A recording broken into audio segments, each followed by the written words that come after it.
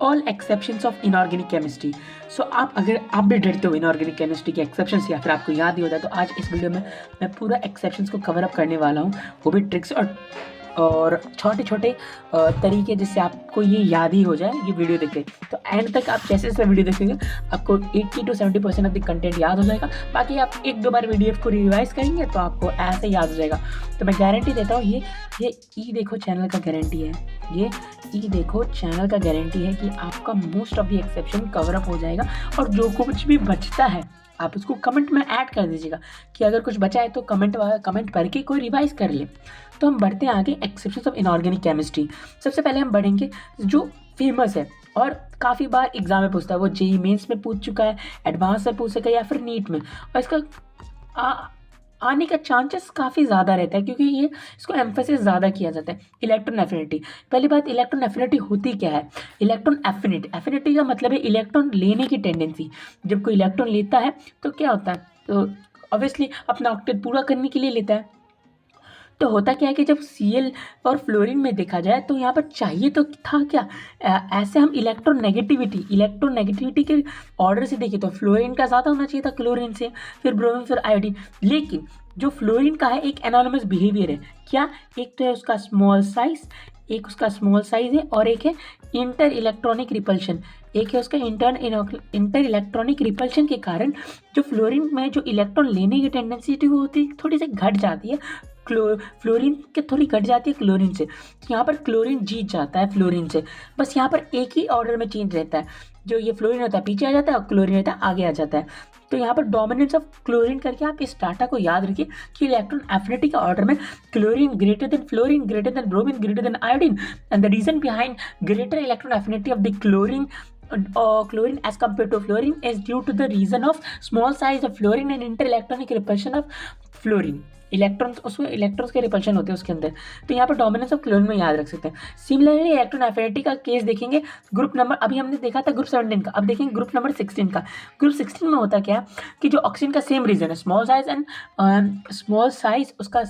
Size और interactive repulsion के कारण यहाँ पर बस एक चीज़ होता है, जो ऑक्सीजन होता है वो एकदम पीछे चला जाता है, और फिर बाकी ऑर्डर सेम रहता है, ना कि ग्रुप 17 की तरह ये नहीं होगा, फिर नॉर्मल ये भी नहीं होगा, जो ऑक्सीजन होगा सबसे पीछे चला जाएगा।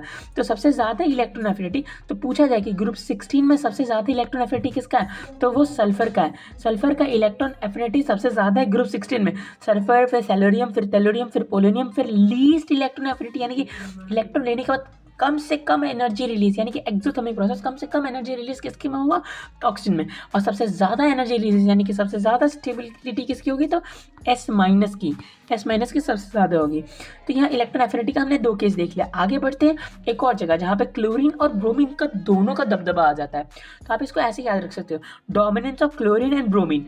यहाँ पे होता है कि हम देखते हैं बॉन्ड डिसोसिएशन एनर्जी, यानी कि जो बॉन्ड डिसोसिएशन एनर्जी है, यानी कि कोई बॉन्ड का टूटना, कोई ए बॉन्ड है उसका टूटना, तो उसमें हम कितना एनर्जी प्रोवाइड करें कि वो जल्दी टूटे। तो बॉन्ड डिसोसिएशन एनर्जी क्या होता है, यानी कि हमको एनर्जी प्रोवाइड करना पड़ता है। सबसे ज़्यादा हमको Cl का बॉन्ड तोड़ने के लिए एनर्जी प्रोवाइड करना होता है। ऐसे हमें लगना ये चाहिए था क्योंकि फ्लोरीन का सबसे ज़्यादा लगना चाहिए था क्योंकि उसका तो छोटा साइज़ है। लेकिन होता क्या है, छोटे साइज़ के कारण और इंटर इलेक्ट्रॉनिक रिपल्शन के कारण ये बॉन्ड, पहले का रिपल्शन था, थोड़े से एनर्जी देंगे तो आराम से टूट जाएगा। तो फ्लोरीन F- में रहना पसंद करेगा और जल्दी टूट जाएगा। और एक और कारण हो सकता है कि फ्लोरीन जल्दी टूट गया छोटे साइज़ के कारण, और क्लोरीन का यहाँ पर ज़्यादा इसलिए होगा क्योंकि क्लोरीन का कंपेरेटिवली साइज फ्लोरीन से ज़्यादा होता है। तो हम याद रख सकते हैं कि क्लोरीन का सबसे ज़्यादा होगा, फिर ब्रोमीन का, फिर फ्लोरीन का, फिर आयोडीन का सबसे कम इसलिए क्योंकि वो पहले ही खुद बहुत बड़ा है और उसका बॉन्ड लेंथ भी ज़्यादा है, तो उसमें काफ़ी कम ही एनर्जी रिक्वायर्ड होती है तोड़ने के लिए। तो यहाँ पर इसको ऑर्डर को काफ़ी इंपॉर्टेंट, यहाँ पर आप इसको ऐसे याद रख सकते हो कि dominance of chlorine and bromine करके, ये काफ़ी अच्छा पॉइंट है कि Cl2 का सबसे ज़्यादा बॉन्ड डिसोसिएशन एनर्जी, फिर Br2 का, फिर F2 का, फिर I2 का। फिर हम आगे बढ़ते हैं डायपोल मोमेंट में देखें तो क्लोरीन का डोमिनेंस, आप ना डोमिनेंस करके याद रखो तो आपको याद रहेगा। डोमिनेंस ऑफ क्लोरीन हम देखते हैं 2 जगह, एक तो हम देखते हैं डोमिनेंस ऑफ क्लोरीन का इलेक्ट्रॉन एफिनिटी में, और दूसरा अभी देखेंगे हम उसका डायपोल मोमेंट में। तो 2 जगह ये चलता है दबदबा क्लोरीन का अकेला। तो डायपोल मोमेंट में देखें, ऐसे तो होना चाहिए था CH3F का ज़्यादा, यानी कि मिथाइल फ्लोराइड का ज़्यादा होना चाहिए था मिथाइल क्लोराइड से। लेकिन होता क्या है कि क्लोराइड मिथाइल क्लोराइड का ज़्यादा हो जाता है, यहाँ पर भी क्लोरीन का ज़्यादा हो जाता है, बाकी सबका ऑर्डर सेम रहता है। तो आपको डायपोल मूवमेंट में पूछा जा सकता है और ये काफ़ी बार पूछा भी जाता है आपके मॉक टेस्ट या फिर मेजर टेस्ट, सब टेस्ट में आएगा, AITS सारे टेस्ट में आ सकते हैं। तो CH3Cl का सबसे ज़्यादा, फिर CH3F का ज़्यादा, फिर CH3Br का, CH3I, chlorine greater than fluorine greater than bromine greater than iodine. फिर हम आगे बढ़ते हैं बॉन्ड एंगल। बॉन्ड एंगल में देखा जाए तो होता क्या है, सबसे इसको डाटाबेस ही याद रखें। इसका एक कारण हो सकता है क्लोरीन का साइज ज़्यादा है, तो जो आपको Cl2O का बॉन्ड ऑर्डर देखने को मिलता है, क्वेश्चन में पूछ सकता है ऐसे Cl2O, F2O और H2O का रिलेशन में। तो Cl2O में क्लोरीन के बड़े बड़े साइज के कारण ये आप दूर दूर जाना चाहेंगे, तो ये ज़्यादा दूर दूर चल जाता है, और यहाँ पर बस Cl बड़े बड़े साइज है ना, इसलिए इसमें बॉन्ड एंगल 111 डिग्री हो जाता है। फिर इसके बाद जाता है फिर इसका जाता है आपको H2O में सबसे ज़्यादा 104.5 डिग्री है। इसका डाटाबेस याद है, तो आप ऐसे याद रखें, Cl2 वाला में OCl2 का ज़्यादा है, फिर उसके बाद H2O का है, फिर उसके बाद क्या है OF2 का है, या फिर इसको F2O भी याद रख सकते हो आप। तो OCl2 का ज़्यादा, फिर OH2 का, फिर या फिर H2O का, फिर OF2 का। तो क्लोरीन का ज़्यादा, फिर हाइड्रोजन, फिर ऐसे याद रखना, क्लोरीन फिर हाइड्रोजन फिर फ्लोरीन, यानी कि Cl2O फिर H2O फिर OF2। आप इसका डाटा याद रखो, या फिर ऐसे याद रख सकते हो, क्लोरीन का क्यों ज़्यादा है, क्योंकि सबसे ज़्यादा बॉन्ड एंगल होने का कारण है साइज। फिर इन दोनों का केस में डाटा याद रखो, सबको याद रहता है कि H2O का तो 104.5 होता है, वो केमिकल बॉन्डिंग में बढ़ते हैं। बस एक और याद रखना कि F2O का 103 होता है, यानी कि वाटर से कम होता है। तो यहाँ पर भी हमको डोमिनेंस ऑफ क्लोरीन देखने मिलता है। नेक्स्ट हम बढ़ते हैं पावर ऑफ हाइड्रोजन बॉन्डिंग। ये एक काफ़ी इंपॉर्टेंट फैक्टर बनता है और इससे काफ़ी बार क्वेश्चन पूछा जाता है कि पावर ऑफ हाइड्रोजन बॉन्डिंग का पावर, इसके कारण कई जगह वेरिएशंस आते हैं। तो हम पहले देखते हैं बॉइलिंग पॉइंट। हाँ, तो बॉइलिंग पॉइंट में क्या होता है कि आपको बॉइलिंग पॉइंट हमको पता है कि directly proportional to molecular weight होता है, इनऑर्गेनिक केमिस्ट्री में देखिए, और ऑर्गेनिक में देखिए तो इन्वर्सली प्रोपोर्शनल टू ब्रांचिंग होता है। और क्योंकि directly proportional to molecular weight होता है और उससे directly proportional van der Waals force होता है। ये तो स्टेटमेंट बेस में पूछा जा सकता है क्यों होता है, तो वैन डर वाल्स फोर्स। तो इसके अकॉर्डिंग किसका ज़्यादा होना चाहिए, तो HI का सबसे ज़्यादा होना चाहिए, क्योंकि उसका मतलब HI का काफ़ी ज़्यादा मॉलिक्यूलर वेट है और काफ़ी ज़्यादा वैन डर वाल्स फोर्स होगा। लेकिन यहाँ पर रोल प्ले करता है हाइड्रोजन बॉन्डिंग का। हाइड्रोजन बॉन्डिंग के कारण क्या होता है, नया एक एफिनिटी क्रिएट होता है फ्लोरीन के बीच में। बॉन्ड एक हाइड्रोजन बॉन्डिंग एक टाइप का बॉन्ड है, तो इसके लिए बॉन्ड का फॉर्मेशन होगा। जब बॉन्ड का फॉर्मेशन होगा तो आपस में मॉलिक्यूल एक दूसरे से जुड़े रहेंगे। तो क्या होता है यहाँ पर कि जो चाहिए तो था कि सबसे कम हो मॉलिक्यूलर वेट के बेसिस पे, लेकिन HF का क्या होता है सबसे ज़्यादा हो जाता है। तो इसका कारण है बॉइलिंग पॉइंट का कारण क्या है, बॉइलिंग पॉइंट ज़्यादा होने के कारण HF का क्या है हाइड्रोजन बॉन्डिंग। तो आपको क्या रखना है, हमेशा लिखना है और याद हमेशा मॉलिक्यूलर वेट के फॉर्म में लिखना है। बस HF का क्या करना है, आगे लिख देना है। क्यों लिखना है आगे, क्योंकि हाइड्रोजन बॉन्डिंग। तो देखो यहाँ पर HF का ज़्यादा है, फिर HI का, फिर HBr का, फिर HCl का। तो यहाँ का फंडा था boiling point directly proportional hydrogen bonding. Next आता है बॉइलिंग पॉइंट। ये तो हमने देखा था ग्रुप नंबर 17 के लिए। अब आते हैं ग्रुप 15 में देखते हैं। सिमिलरली आपको आता है बॉइलिंग पॉइंट के लिए, यहाँ पर आता है चाहिए तो था NH3 का कम है, PH3 का, फिर AHC3 का, फिर SBH3 का, BiH3 का। लेकिन हम क्या करेंगे, हम सोचेंगे कि फिर से कर दो NH3 को सबसे आगे, लेकिन ऐसा होगा नहीं, ऐसा नहीं होता है। क्योंकि इसमें क्या होता है ना, BiH3 का, SBH3 का काफ़ी ज़्यादा वेंडरवॉल वेरी हैवी होते हैं ये लोग, तो मास ज़्यादा, वेंडरवॉल अट्रैक्शन ज़्यादा, वेंडरवॉल जो फोर्स होता है आपस में वो काफ़ी ज़्यादा हो जाता है। ये इसके केस की तरह नहीं होता है, ये HI के वेंडरवॉल फोर्स को ओवरकम नहीं कर पाते। जैसे HF में काफ़ी ज़्यादा स्ट्रॉन्ग हाइड्रोजन बॉन्डिंग होता है, तो स्ट्रॉन्ग हाइड्रोजन बॉन्डिंग के लिए आगे आ जाता है, लेकिन कंपेरेटिवली उतना स्ट्रॉन्ग तो NH3 में नहीं होगा, इसलिए वो ये दोनों के पीछे ही रहता है, यानी कि एंटीमोनी के हाइड्राइड और बिस्मुथ के हाइड्राइड के पीछे रहते हैं। तो NH3 आगे तो आता है, लेकिन दो के आगे आता है, PH3 ASH3। और ये फेवरेट क्वेश्चन था JEE मेंस 2024 का, और इवन नीट में भी आ सकते हैं अगले कुछ ईयर्स में। तो देन हम एक्चुअल लिखते हैं, सबसे जो ज़्यादा होना चाहिए था NH3 का, वो सबसे कम जो NH3 का होना चाहिए था वो आ जाता है बीच में। तो क्या होता है, NH3 का बीच में आ जाता है, और सबसे कम क्या होता है PH3 का, फिर ASH3, फिर उसके बाद सबसे ज़्यादा होता है बिस्मुथ का। तो ये काफ़ी एक अच्छा है, इसको आप रट ही लो कि सबसे ज़्यादा बिस्मुथ का होता है, फिर SBH3 का होता है। NH3 जो होता है वो उठ के बीच में आ जाता है, NH3 उठ के बीच में आ जाता है। फिर आते हैं हम बॉइलिंग पॉइंट। बॉइलिंग पॉइंट देखते हैं, ये ग्रुप नंबर हम 16 के लिए। इसमें भी सिमिलरली H2O एक स्ट्रॉन्ग हाइड्रोजन बॉन्ड कर सकता है तो वो आगे आ जाता है, ये ओवरकम कर देता है वेंडरवॉल जो अट्रैक्शन है H2S टेलोरियम के हाइड्रेट की वेंडरवॉल अट्रैक्शन को भी ओवरकम कर देता है। बाकी का ऑर्डर सेम है, बस H2O उठा और उसका आगे आ गया, ये आपको याद रखना है। फिर आता है हमको stability of paired electron and half fill और ऑर्बिट, ठीक है ना, ऑर्बिटल। तो इसमें होता है क्या है ना कि ये फेवरेट क्वेश्चन बनता है आयोनाइजेशन एनर्जी का, कि इलेक्ट्रॉन निकालने का टेंडेंसी। अगर कोई किसी एटम को पहले से स्टेबिलिटी मिल रहा है, क्या कारण, पेयर्ड इलेक्ट्रॉन की वजह से या फिर हाफ फिल ऑर्बिटल के कारण, तो उसमें क्या होता है कि उसमें इलेक्ट्रॉन निकालने के लिए काफ़ी ज़्यादा एनर्जी देना पड़ता है। तो हमको ये एनोनिमस बिहेवियर दो जगह मिलता है। एक तो पीरियोडिक टेबल में हमको मिलता है बेरिलियम और ब्रोमीन के केस में, जहाँ पर ऐसे होना तो चाहिए था, अब ब्रोमीन ऐसा बेरिलियम और बोरोन के केस में ऐसा होना चाहिए था, बोरोन का ज़्यादा फिर बेरिलियम का नहीं, लेकिन किसका ज़्यादा हो जाता है, बेरिलियम का ज़्यादा हो जाता है और बोरोन का कम हो जाता है, उसका कारण हम समझेंगे। और यहाँ पर एक जगह मिलता है नाइट्रोजन और ऑक्सीजन के केस में, होना तो चाहिए था ऑक्सीजन का ज़्यादा, लेकिन नाइट्रोजन का ज़्यादा हो जाता है आयोनाइजेशन एनर्जी, यानी कि energy required to remove the electron, तो ज़्यादा एनर्जी रिक्वायर होता है नाइट्रोजन के केस में। तो यहाँ पर एनालोमस बिहेवियर मिलता है, एक नाइट्रोजन ऑक्सीजन के बीच में, एक बेरिलियम और बोरोन के बीच में। फिर इसका एक्चुअल क्या हो गया, ये हो गया एक्चुअल हो गया, ये पलट गया। तो इसको हम अच्छे से ऑर्डर लिखिए और इसका कारण क्या है आपको हम समझा देते हैं। इसमें क्या होता है, पेयर्ड इलेक्ट्रॉन है।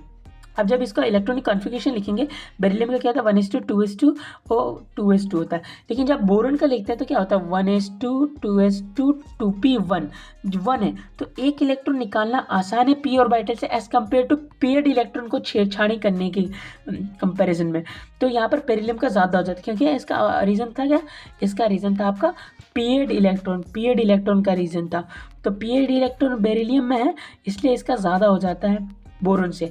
और नाइट्रोजन के किस्म क्या होता है, हाफ फिल कॉन्फ़िगरेशन। हमको पता है कि हाफ फिल कॉन्फ़िगरेशन के कारण एक्स्ट्रा स्टेबिलिटी मिलता है। रीज़न क्या है, एक्सचेंज एनर्जी। ग्रीन कलर के डब्बे में लिखा होगा एटॉमिक स्ट्रक्चर में एक्सचेंज एनर्जी के बारे में लास्ट पेज पे, तो आप पढ़ सकते हैं। तो ये क्या है, एक्सचेंज एनर्जी के कारण क्या होता है, नाइट्रोजन का ऑक्सीजन से ज़्यादा हो जाता है। तो हमको बस ये पॉइंट याद रखना और एक ये पॉइंट याद रखना है, दो जगह। तो ये ऑर्डर को गड़बड़ करते हैं, नाइट्रोजन का ज़्यादा क्यों, हाफ फिल, बेरिलियम का ज़्यादा क्यों, पेयर्ड इलेक्ट्रॉन। फिर हम बढ़ते थर्ड, तो आयनाइजेशन एनर्जी होता है थर्ड पीरियड एलिमेंट के लिए। अब इसमें देखना है सेम, अगर आपकी इसका कॉन्फ़िगरेशन में देखेंगे सिमिलरली, जैसे ये ऊपर वाला केस था सेकेंड पीरियड का था, तो नीचे वाले भी कुछ ऐसे ही फॉलो करते हैं। जो सेकेंड पीरियड वाले हैं नीचे भी सिमिलर फॉलो होता है, बस याद रखिएगा। और इसमें भी सेम रीज़न देखेंगे, क्योंकि हमको पता है कि आप देखो बेरिलियम के नीचे कौन आता है, मैग्नीशियम आता है, तो वो भी सेम ट्रेंड फॉलो करेगा। नाइट्रोजन के नीचे फॉस्फोरस आता है, तो वो भी सेम ट्रेंड फॉलो करेगा। तो यहाँ पर भी यहाँ पर भी देखिए, यहाँ पर मैग्नीशियम का एल्यूमिनियम से ज़्यादा हो जाता है, क्योंकि एल्यूमिनियम का कॉन्फ़िगरेशन देखिए तो वो 3s2 3p1 वाला कॉन्फ़िगरेशन है, और आप जब मैग्नीशियम का देखेंगे तो 3s2 है। तो यहाँ पर पेयर्ड इलेक्ट्रॉन की वजह से इसका आयोनाइजेशन एनर्जी देखिए, इसको ज़्यादा एनर्जी लगता है इलेक्ट्रॉन निकालने के लिए। फिर फॉस्फोरस का भी हाफ फिल कॉन्फ़िगरेशन के कारण सल्फर से ज़्यादा हो जाता है। तो ग्रुप 15 का क्या हो रहा है, ग्रुप 15 का ज़्यादा हो रहा है ग्रुप 16 से। यहाँ पर क्यों, क्योंकि यहाँ पर हाफ फिल कॉन्फ़िगरेशन है। और यहाँ पर ग्रुप 2 का ज़्यादा हो रहा है ग्रुप 12 से, ग्रुप 13 से क्या हो रहा है, ग्रुप 2 का ज़्यादा हो रहा है, उसका है फिल इलेक्ट्रॉन। तो ये दोनों का बिहेवियर सिमिलर है, group number second period element and third period element का। अब बढ़ते हैं हम इसके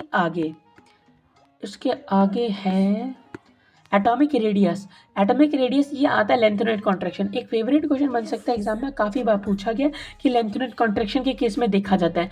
क्यों होता है, क्योंकि poor shielding of the D electrons और एफ इलेक्ट्रॉन्स। तो इसी के कारण क्या होता है, जो साइज होता है वो सिमिलर हो जाता है। जर्कोनियम और हाफनियम का जो साइज रहता है ऑलमोस्ट क्या हो जाता है, सिमिलर हो जाता है। तो एक्चुअल में हमको क्या होता है, हमको लगता है कि डाउन द ग्रुप क्या होता है, साइज बढ़ता है, क्योंकि ऑर्बिटल्स के साइज बढ़ते हैं ना, इसलिए। लेकिन होता है क्या, जो न्यूक्लियस होता है ना, न्यूक्लियस वो इलेक्ट्रॉन्स को खींच रहा होता है अपने तरफ।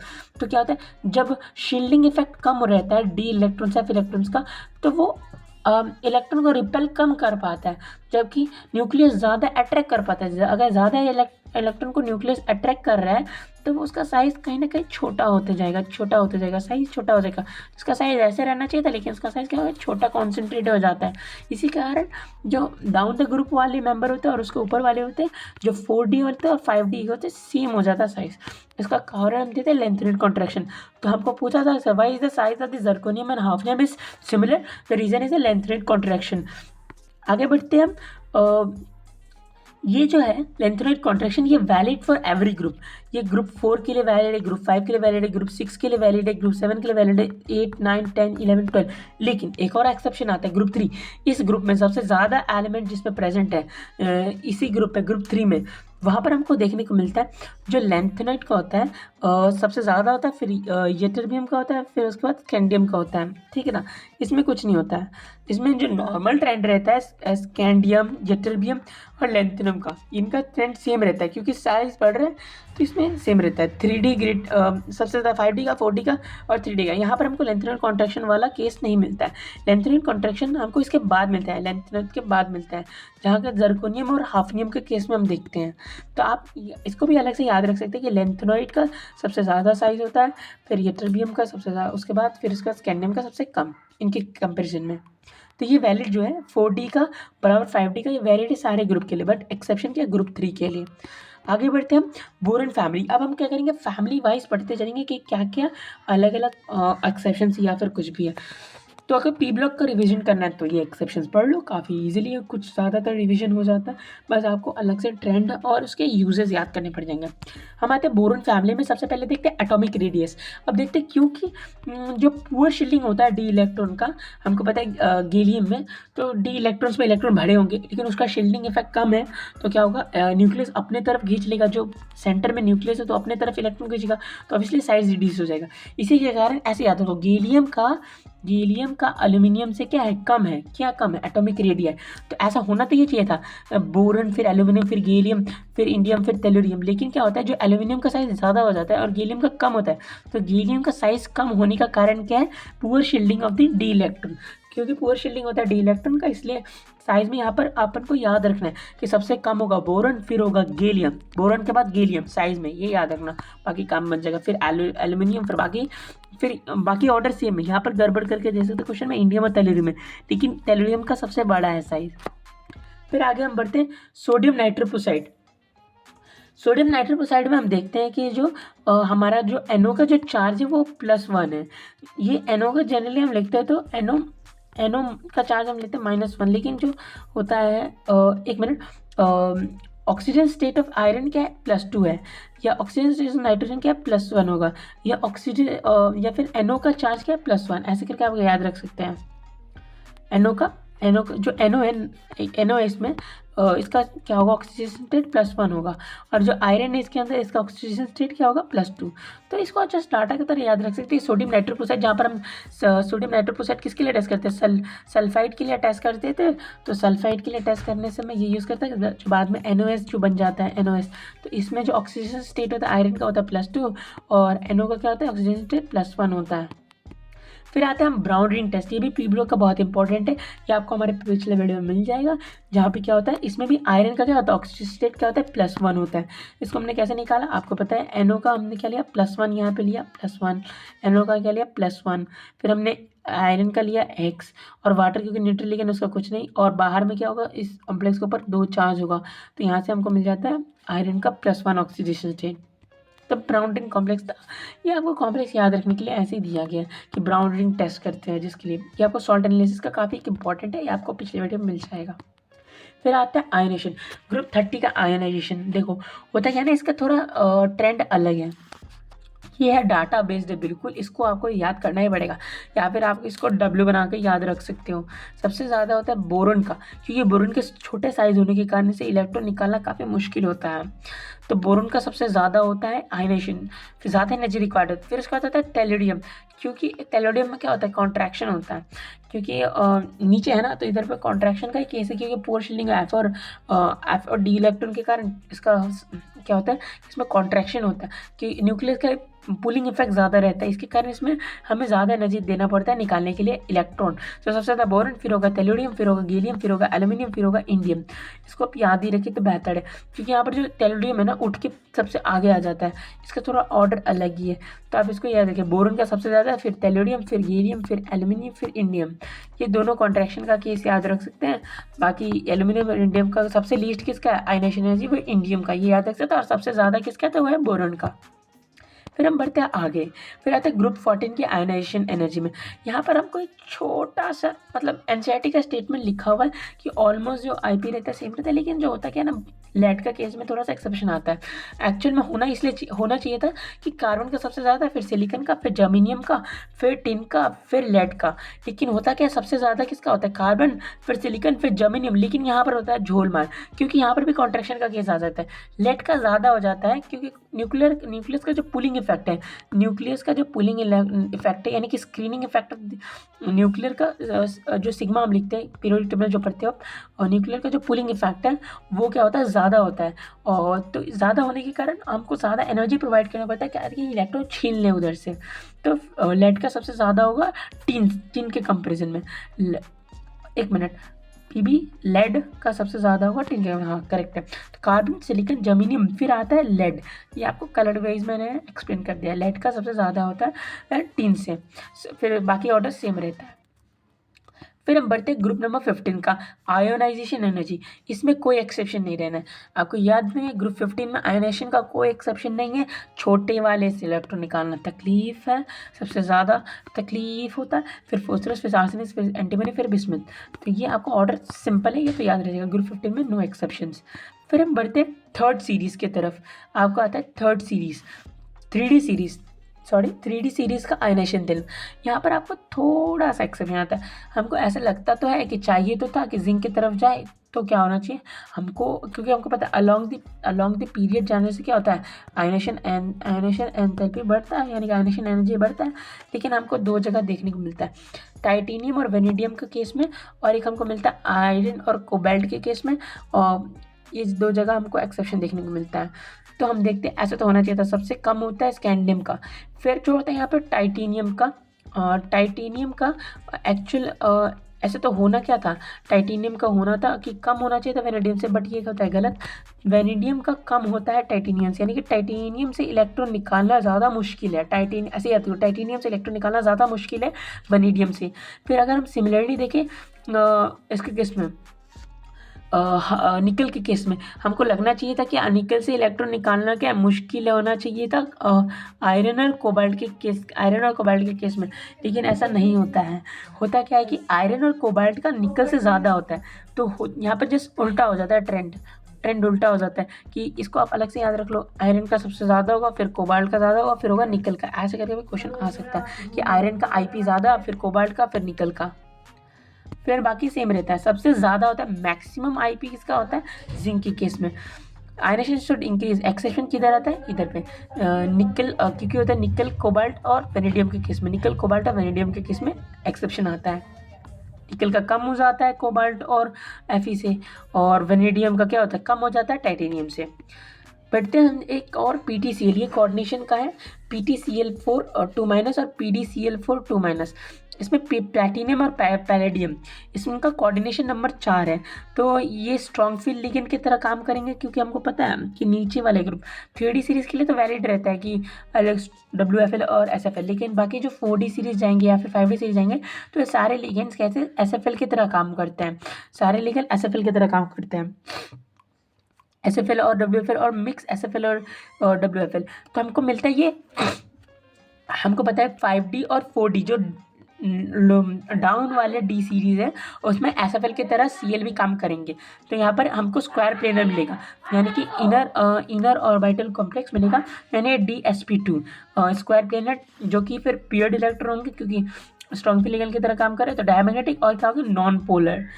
इसका कारण होता है Z effective of PT+ and PD+, जो कि काफ़ी ज़्यादा होता है, यानी कि भाई न्यूक्लियस का पुलिंग टेंडेंसी क्यों ज़्यादा होती है, क्योंकि एटॉमिक नंबर बढ़ गया तो प्रोटॉन का नंबर बढ़ गया, तो प्रोटॉन का नंबर बढ़ा तो न्यूक्लियस का पावर बढ़ा खींचने के, इसलिए वो इनर ऑर्बिटल कॉम्प्लेक्स बनाते हैं DsP2। तो आपको याद रखना है कि 3D के लिए हम WFL के कॉन्सेप्ट लाते हैं, WFL और SFL का कॉन्सेप्ट लाते हैं 3D सीरीज़ के लिए। लेकिन जब 4D में जाएं और 5D में जाएं, तो वहाँ पर 4D 5D बाकी जब आगे जाएंगे तो क्या होता है, सारे लिगेंड्स SFL की तरह काम करते हैं। फिर हम एक बढ़ते हैं, ये वाला कोबाल्ट जो है, कोबाल्ट +3 है, ये इसका कुछ एक्सेप्शंस है। तो ये काफ़ी इंपॉर्टेंट मतलब, और काफ़ी बार ये क्वेश्चन गलत हो जाता है जब हम इसको नॉर्मल ट्रेंड की तरफ फॉलो करें, क्योंकि ये थोड़ा सा अलग है। हमको लगता है कि वाटर तो वीक फील्ड लिगेंड है, क्या है वाटर, हमको लगता है वाटर वीक फील्ड लिगेंड है, लेकिन जब कोबाल्ट+3, जब कोबाल्ट+3 के साथ हो, कोबाल्ट+3 के साथ हो तो वाटर का SFL की तरह काम करेगा। कोबाल्ट+3 के साथ जो H2O जो लिगेंड है वो SFL की तरह काम करेगा, अपने यूजुअल ट्रेंड से अलग हो जाएगा। तो यहाँ पर हमको इनर ऑर्बिटल कॉम्प्लेक्स मिलेगा। और ऑक्जेलेट तो हमको पता है, ये वो तो SFL की तरह काम करेंगे। यहाँ पर बस याद रखना आपको, कोबाल्ट+3 में जब कोऑर्डिनेशन नंबर 6 हो तब जो वाटर हो गए और ऑक्जेलेट हो गए ये SFL की तरह काम करते हैं, और ये क्या देते हैं, इनर ऑर्बिटल कॉम्प्लेक्स, जो कि D2sp3 ऑक्टाहेड्रल होता है, ठीक है ना। आपको ये याद रखना, D2sp3 हाइब्रिडेशन का कॉम्प्लेक्स बनाते हैं, इनर ऑर्बिटल कॉम्प्लेक्स बनाते हैं। कब, कोबाल्ट+3 जब कोऑर्डिनेशन नंबर 6 और लिगेंड क्या, वाटर मॉलिक्यूल या फिर ऑक्सीलेट, क्योंकि हम वाटर को नॉर्मली तो वीक फील्ड लिगेंड कंसिडर करते हैं, लेकिन जैसे कोबाल्ट+3 बोले तब हमको वाटर को क्या लेना है, स्ट्रॉन्ग फील्ड लिगेंड। अगर कोबाल्ट+2 का कॉम्प्लेक्स है और वाटर है तो वो वीक फील्ड लिगेंड की तरह ही काम करेगा। ये काफ़ी इंपॉर्टेंट, मैंने भी काफ़ी बार गलत कर रखा है एग्जाम में, इसलिए आपको बता रहा हूँ। फिर अब हमारे पास आता है ये वाला कि why does hydrolysis of SF6 not possible. तो इसका कारण है काइनेटिकली इनर्ट है, ये हाइड्रोलाइसिस नहीं कर सकता, वाटर मॉलिक्यूल उसमें जाके अटैक नहीं कर सकते हैं कि 2s के सल्फर के पास d ऑर्बिटल होता है लेकिन इसमें हाइड्रोक्साइल ग्रुप नहीं घुस सकता। इसका कारण क्या है, काइनेटिकली इनर्ट है, बहुत स्लो प्रोसेस होता है, और फिर ये हाइड्रोलाइसिस पॉसिबल नहीं। तो आप इसको डाटा ही याद रखिए कि SF6 का नहीं होता है हाइड्रोलाइसिस, ठीक है ना। आगे बढ़ते फिर BCl3 + Cl- इसका कोई रिएक्शन नहीं होता, BCl4 नहीं एग्जिस्ट करता है, ठीक है ना। BCl3, क्योंकि हम जानते हैं कि बोरन में क्या होता है, कांट बिहेव एज, आप जो बस इसको एक डाटा की तरह याद रखिए कि BCl3 और Cl- का कोई रिएक्शन होता है, BCl4 पॉसिबल नहीं है, ये एग्जिस्ट नहीं करता है। फिर आता BBr3 Br-, ये भी एग्जिस्ट नहीं करता। फिर आता Bi3 फिर I-, ये भी एग्जिस्ट नहीं करता। आपको बस याद रखना है कि जो बोरन है, बस बोरन का जो टेट्रा हैलाइड होता है बोरन का, यानी कि जो बोरन का टेट्रा हैलाइड होता है, बोरन का टेट्रा हैलाइड बस एक ही है, टेट्रा हैलाइड बस एक ही है, वो है फ्लोरीन के साथ। तो BF4- ही सिर्फ बनता है, और BF4- ही बनता है क्योंकि ये लुइस एसिड की तरह बिहेव करता है। BF4- साइज भी छोटा है फ्लोरीन का, इसलिए बाकी Cl के साथ नहीं बनेगा, Br के साथ नहीं बनेगा और I के साथ नहीं बनेगा। ये डाटा आपको याद रखना कि जो बोरोन का, आप ऐसे याद रखो, बोरोन का टेट्रा फ्लोराइड एग्जिस्ट करता है, लेकिन बोरोन का tetra chloride, tetra bromide, tetra iodide exist नहीं करता है। बोरोन का सिर्फ टेट्रा फ्लोराइड ही एग्जिस्ट करता है। बोरोन का जो टेट्रा हैलाइड की एग्जाम्पल है वो सिर्फ एक है, और वो है बोरोन टेट्रा फ्लोराइड। ये डाटा याद रखना। फिर यहाँ पर आता है हमारे पास BF4- एग्जिस्ट करता है, और BCl4, BBr4, Bi4 does not exist. अब आता है, और इसको हम ऐसे बोल सकते हैं, BF3 can behave as Lewis acid with BF-, लेकिन लुइस एसिड का बिहेवियर किधर नहीं दिखता अपन को, तो BCl3 के साथ, BBr3 के साथ, Bi3 के साथ, Cl-, Br- और I- के साथ नहीं दिखता है, ठीक है। फिर आता है बॉन्ड डिसोसिएशन एनर्जी। यहाँ पर कुछ डाटा बेस्ड है जो कि आपको रखना है याद। यहाँ पर है बॉन्ड डिसोसिएशन एनर्जी, सबसे ज़्यादा हमको एनर्जी लगता है कार्बन कार्बन बॉन्ड को तोड़ने के लिए, सिलिकन बॉन्ड को तोड़ने के लिए, तो ईजी था, ये तो हमको पता है, ये तो ग्रुप 15 का जनरल ट्रेंड है। नहीं, एक मिनट, आपको ये बता दिया जाए, ग्रुप 14 का ये जनरल ट्रेंड है, लेकिन ग्रुप 15 में आपको देखने को मिलता है एक्सेप्शन, क्योंकि इंटर इलेक्ट्रॉनिक रिपल्शन काफ़ी ज़्यादा होता है। नाइट्रोजन में आप देखेंगे इसके पास लोन पेयर भी होता है, 3 बॉन्ड भी बनाए रखता है, ये 3 बॉन्ड बना रखा है ना। नहीं, जब आप हम N सिंगल बॉन्ड सिंगल का कंपेयर करेंगे तो हम इसमें देखें ये होता है इंटर इलेक्ट्रॉनिक रिपल्शन के कारण ये जल्दी टूट जाएगा। तो क्या होता है, ज़्यादा किसका होगा, फॉस्फोरस, यानी कि PP बॉन्ड ज़्यादा स्ट्रॉन्ग होता है जबकि NN बॉन्ड का। उसका रीज़न क्या, इंटर इलेक्ट्रॉनिक रिपल्शन। फिर उसके बाद आता है हमारे पास सल्फर और ऑक्सीजन के केस में सेम कंडीशन है, क्योंकि इसमें भी इंटर इलेक्ट्रॉनिक रिपल्शन है, इसमें भी इंटर इलेक्ट्रॉनिक रिपल्शन होगा, और सेम केस है FF में हमने जैसे पहले देखा था। तो Cl2 का सबसे ज़्यादा क्या होता है, Cl2 का नीचे वाले मेंबर्स का ज़्यादा होता है, Cl2 का ज़्यादा हो रहा है, S2 का ज़्यादा हो रहा है, P2 का ज़्यादा हो रहा है। ये जब सिंगल PP कंसिडर करें, SS कंसिडर करें, या Cl बॉन्ड कंसिडर करें, और कारण एक ही इंटर इलेक्ट्रॉनिक रिपल्शन, तो ये हमको देखने को मिलता है ग्रुप नंबर 15 में, ग्रुप नंबर 16 में, और ग्रुप नंबर 17 में। और ये हमको नहीं देखने को मिलता, वो कहाँ नहीं देखने मिलता है, ग्रुप नंबर 14 में। ये हमको ट्रेंड ग्रुप नंबर 14 में नहीं देखने को मिलता बॉन्ड डिसोसिएशन एनर्जी। तो bond dissociation energy general trend follow करता है ग्रुप 14 में, बाकी ग्रुप 15, ग्रुप 16, ग्रुप 17 में हमको एनोमस ट्रेंड देखने को मिलता है, जहाँ के इंटरएक्टिंग रिपल्शन के कारण जो अपर वाले पीरियड है उनका पीरियड के मेंबर का कम हो जाता है बॉन्ड डिसोसिएशन एनर्जी, और लोअर वाले का ज़्यादा हो जाता है, जो कि एज यूजुअल ट्रेंड से थोड़ा सा डेविएट करता है। फिर आता है हमारे पास बॉन्ड डिसोसिएशन एनर्जी का, ये एक ट्रेंड बना के दिखाया गया। चाहिए तो था कि FF का ज़्यादा होना चाहिए, ज़्यादा एनर्जी रिक्वायर होना चाहिए बॉन्ड तोड़ने के लिए, OO का, फिर NN का, फिर CC का, लेकिन उल्टा होता है, एकदम से उल्टा होता है।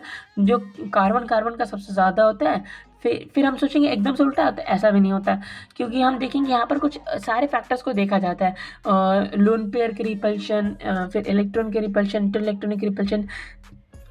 तो सभी फैक्टर्स को देखा कर हमको ये पता चलता है जो बॉन्ड डिसोसिएशन एनर्जी होता है कार्बन का सबसे ज़्यादा होता है। क्या होता है, कार्बन का क्या होता है, सबसे ज़्यादा होता है।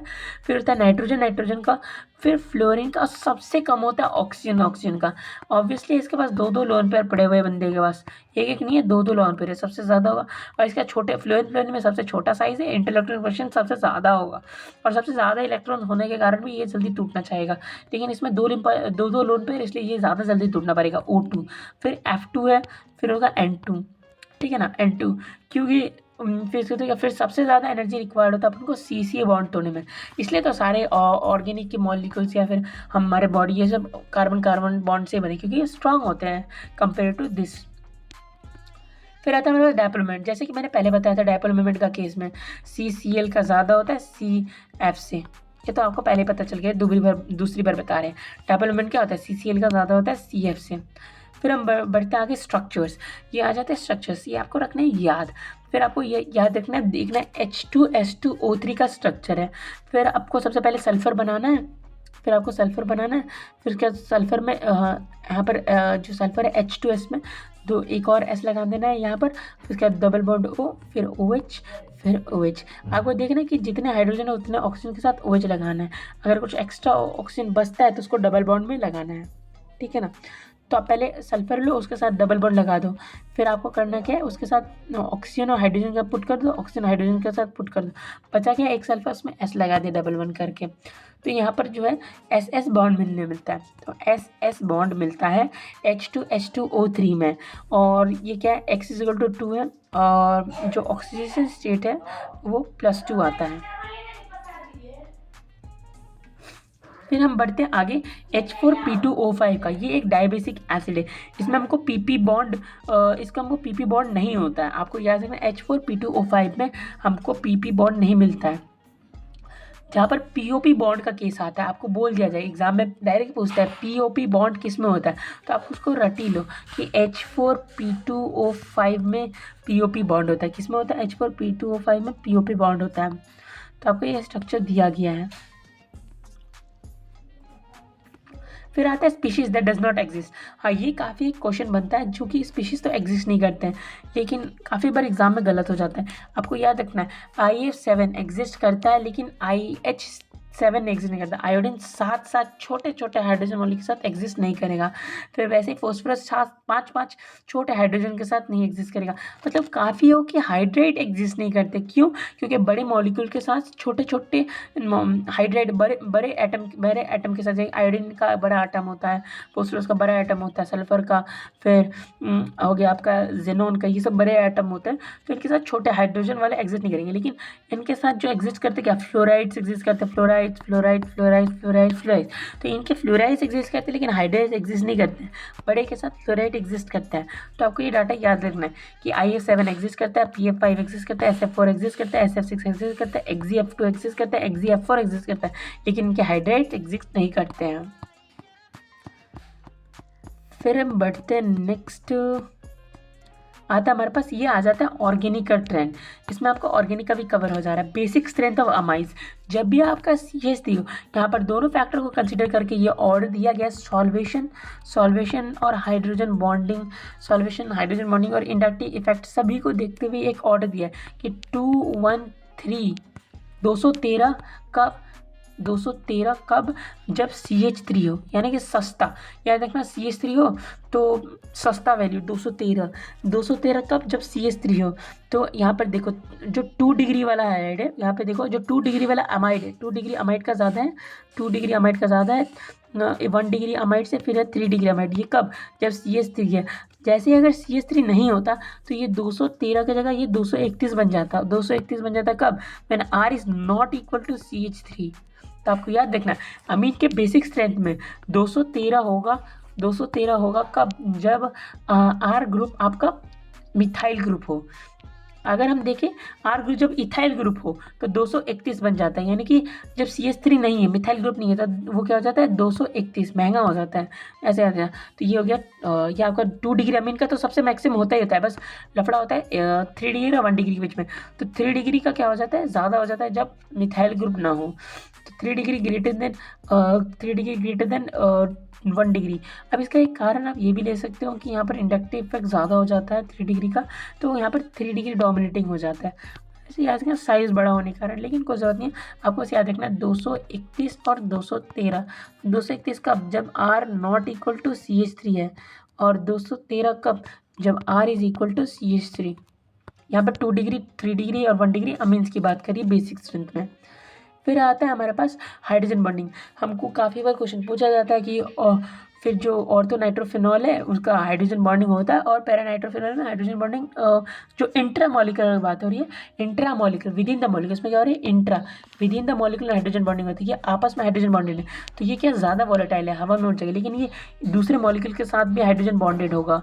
क्या होगा, दूसरे मॉलिक्यूल के साथ हाइड्रोजन बॉन्डेड होगा, तो ये आपस में कनेक्टेड रहेंगे, तो इनका हाइड्रोजन बॉन्डिंग ज़्यादा है, तो इनके वॉलेटिलिटी कम होगा, बॉइलिंग पॉइंट ज़्यादा होगा। फिर हमारे पास चाहिए तो था, यहाँ पर हम एसिडिक स्ट्रेंथ देखते हैं। वॉलेट में ना आपको हाइड्रोजन बॉन्डिंग के बारे में बता दें, लेकिन एसिडिक स्ट्रेंथ में देखा जाए तो क्या होना चाहिए, तो हमको चाहिए था क्या, ऑर्थो नाइट्रोफिनॉल का ज़्यादा आना चाहिए, क्योंकि ये ज़्यादा -M इफेक्ट दिखा रहा है, -M इफेक्ट ज़्यादा दिखा रहा है, -I इफेक्ट ज़्यादा दिखा रहा है। लेकिन जो इसका हाइड्रोजन है वो पहले से ही नाइट्रोजन के साथ हाइड्रोजन बॉन्डिंग में इन्वॉल्व है, तो हाइड्रोजन बॉन्डिंग में इन्वॉल्व होने के कारण वो छूटना नहीं चाहेगा, वो O- बन के H+ रिलीज नहीं होना चाहेगा, इसके कारण इसका एसिडिटी घट जाता है। जो -M का फैक्टर है, -I का फैक्टर नहीं देखते हैं, क्योंकि हाइड्रोजन बॉन्डिंग का केस आ गया, इसलिए हाइड्रोजन बॉन्डिंग का दबदबा है यहाँ पर, हाइड्रोजन बॉन्डिंग, और यहाँ पर पहले से एसोसिएशन है, इस एसोसिएशन के कारण इनका क्या होता है, एसिडिक स्ट्रेंथ घट जाता है। तो मोर एसिडिक क्या होता है, पैरा नाइट्रोफिनॉल, इसमें भी -M लग रहा है, -I लग रहा है, तो इसको रिलीज कर देगा, ये O- में कन्वर्ट हो जाएगा, जो कि स्टेबलाइज होगा NO2 ग्रुप से।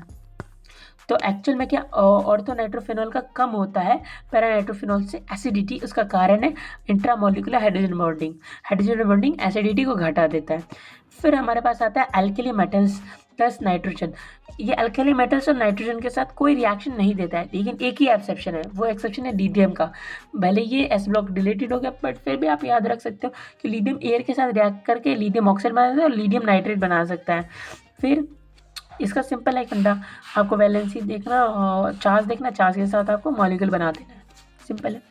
लिथियम का नाइट्रेट और लिथियम का ऑक्साइड बनता है, बाकी दूसरे मेंबर्स के साथ ये नहीं बनता है। फिर हमारे पास आता है एसिडिक स्ट्रेंथ। एसिडिक स्ट्रेंथ में आप जब भी देखो HClO, जब आप जो ये वाले टाइप के देखते हो तो इसमें आपको करना क्या कि 2 तरीके, या तो आप चार्जेस से कंपेयर कर लो, चार्जेस जितना बढ़ेगा उतना ज़्यादा एसिडिटी होगा HClO4 में केस में, और या फिर आप याद रख सकते हो HClO के केस में जितना ज़्यादा ऑक्सीजन उतना ज़्यादा एसिडिटी।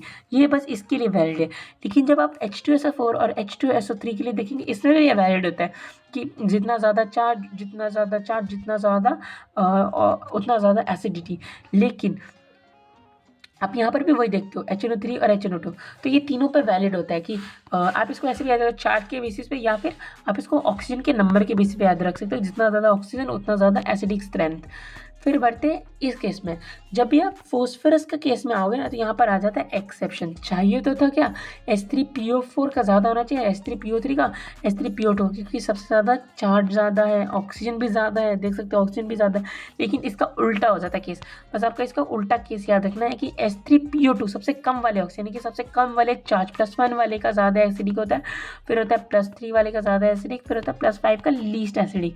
तो बस इसका केस में उल्टा हो जाता है, यानी कि आप ग्रुप 15 के केस में देखोगे, ग्रुप 15 में बस आ जाता है एक्सेप्शन, बाकी आपके पास ग्रुप 17 के थर्ड पीरियड एलिमेंट, ग्रुप 16 के थर्ड पीरियड एलिमेंट, और ग्रुप 15 के फर्स्ट पीरियड ग्रुप 15 के सेकेंड पीरियड एलिमेंट का जनरल ट्रेंड फॉलो होगा। एक्सेप्शंस आता है तो आता है ग्रुप 15 का ही, बट थर्ड पीरियड एलिमेंट का एसिड में।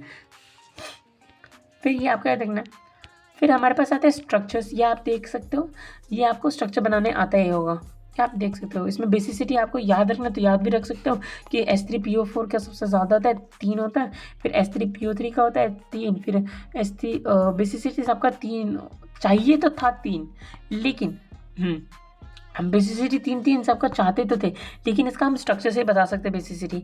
हमको स्ट्रक्चर बनाना है, सबसे पहले आप PO बना दो बॉन्ड, फिर उसके बाद ऑक्सीजन लगा दो, फिर पहले P बना दो, फिर उसके बाद ऑक्सीजन जितने ऑक्सीजन है, 4 ऑक्सीजन है, तो हमने 1 2 3 4 ऑक्सीजन बन गए, 4 ऑक्सीजन बन गए थे हमारे पास, 4 ऑक्सीजन बन गए थे हमारे पास। फिर उसके बाद हमको देखना हाइड्रोजन कितने, अगर हाइड्रोजन 3 है तो ये सेटिस्फाई कर, अगर हाइड्रोजन 2 होता तो हम इसमें एक और डबल बॉन्ड लगा सकते थे, लेकिन यहाँ पर 3 हाइड्रोजन है तो यहाँ पर हो जाएगा। यहाँ पर 3 है, 3 OH ग्रुप है, जितने OH ग्रुप उतनी basicity, 1 2 3 OH group 3 basicity, 1 2 OH group 2 basicity, फिर 1 OH group 1 basicity. Reducing property देखें तो नंबर ऑफ हाइड्रोजन एटम से देख सकते हैं रिड्यूसिंग प्रॉपर्टी, लेकिन बेसिसिटी देखें तो क्या होता है, OH ग्रुप कितने हैं तो उसके बेसिस में, तो H3PO4 में 3 है, H3PO3 में 2 है, और H3PO2 में 1 है। फिर आता है हमारे पास PCl5 का स्ट्रक्चर। तो हमको जो PCl5 सॉलिड स्टेट में होता है वो टूट के 2 फॉर्म में मिलता है, हमको PCl4 और PCl6। तो इनका जो PCl5 का ऐसे तो होना चाहिए था sp3d, गैसेस फॉर्म में होता है, लेकिन जब सॉलिड स्टेट की बात करें तो उसमें हमारे पास sp3 वाला फॉर्म आएगा PCl4, और PCl6 माइनस sp3d का फॉर्म आएगा। PBr3 गैस फॉर्म में sp3d में होता है, लेकिन जब सॉलिड की फॉर्म में बात करें, सॉलिड फेज में, तो इसमें PBr4 प्लस ही एग्जिस्ट करता है, PBr6 एग्जिस्ट नहीं करता है, आपको यहाँ पर ध्यान रखना है। क्लोराइड के केस में ये वैलिड है, और जो ब्रोमाइड के केस में ये वैलिड नहीं है, तो ये काफ़ी याद करने वाला फैक्टर बन जाता है कि ये PCl5 वाले केस में 2 हमको मिलता है, sp3 हाइब्रिड टेट्राहेड्रल भी मिलता है और sp3d भी मिलता है, लेकिन PBr5 में हमको बस हमको क्या मिलता है, PBr सॉलिड स्टेट का। देखिए गैसेस फेज में तो सिंपल रहता है, लेकिन सॉलिड स्टेट में देखिए तो PBr6 माइनस एग्जिस्ट नहीं करेगा, PBr4 प्लस एग्जिस्ट करेगा, और उसका क्या होता है, टेट्राहेड्रल होता है, Br माइनस अलग से रहेगा। अब आता है डेंसिटी का केस में, जब हम डेंसिटी को कंपेयर करें तो चाहिए तो था कि डाउन द ग्रुप डेंसिटी बढ़े, लेकिन एक एक्सेप्शन होता है, जो सोडियम का डेंसिटी होता है, सोडियम का जो डेंसिटी होता है वो पोटेशियम से ज़्यादा हो जाता है, ये काफ़ी इंपॉर्टेंट रोल होता है। जो सोडियम का डेंसिटी है, the density of sodium is greater than potassium, ये एस ब्लॉक का ये डिलीटेड है, बट आप याद रख सकते हो एडवांस के लिए प्रिपेयर करें, या फिर क्या पता गलती से एग्जाम में कभी आ जाए। डेंसिटी के केस में देखें, चाहिए तो था सबसे ज़्यादा सेकेंड ग्रुप के मेंबर के लिए सबसे ज़्यादा बेरियम को, फिर स्ट्रॉन्शियम, फिर कैल्शियम, फिर मैग्नीशियम, फिर बेरियम, लेकिन पता नहीं क्या अजीब बिहेवियर है, बेरिलियम आगे आ जाता है आपके मैग्नीशियम की, और वो उसका डेंसिटी ज़्यादा हो जाता है, और कैल्शियम का क्या होता है, कम हो जाता है डेंसिटी। तो आपको यहाँ पर क्या होता है, कैल्शियम आ जाएगा पीछे और बेरिलियम आ जाएगा आगे। तो यहाँ पर देखिए सबसे ज़्यादा बेरियम का, फिर स्ट्रॉन्शियम, फिर बेरिलियम आ गया, जो सबसे पीछे था वो सबसे आगे का बेरिलियम, फिर आगे मैग्नीशियम, और जो ये बेरिलियम जिसका पोजीशन लिया उसका पोजीशन कौन है, कैल्शियम। तो आपको पूछा जाता है व्हाट इज द लीस्ट, पूछा तो नहीं जाएगा, रिलेटेड टॉपिक है, बट ठीक है, what is the least density, किसका लीस्ट डेंसिटी है ग्रुप 2 में, तो वह कैल्शियम का, और किसका मैक्सिमम है, तो बेरियम का। बेरिलियम किधर है, तो कि बेरिलियम का मैग्नीशियम और कैल्शियम से क्या है, ज़्यादा है, मैग्नीशियम और कैल्शियम से डेंसिटी बेरिलियम का ज़्यादा है। खैर नहीं है, थैंक यू, सब्सक्राइब कर देना और कंटेंट आते रहेंगे।